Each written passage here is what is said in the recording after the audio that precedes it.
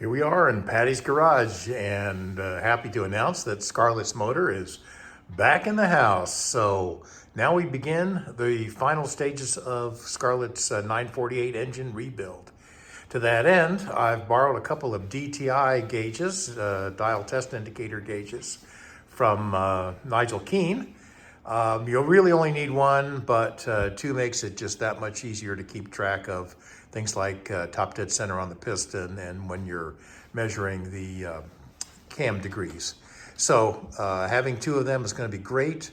I've also got a dial gauge for measuring crank degrees.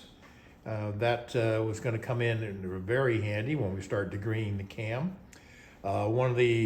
We'll need to torque down some of the bolts when we're refitting the pulleys on the crankshaft and on the camshaft. And of course, we're going to need shop manuals for reference.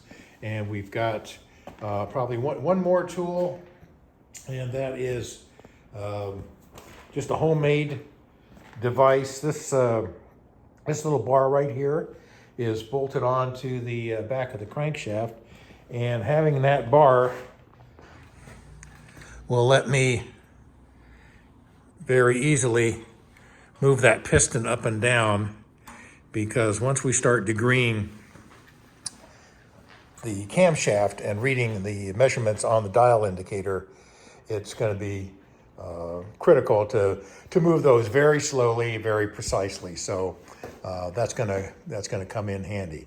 So really, this is about all the tools that are going to be needed, and from here on out, it's just testing and reading gears. See if we can do a little bit of math.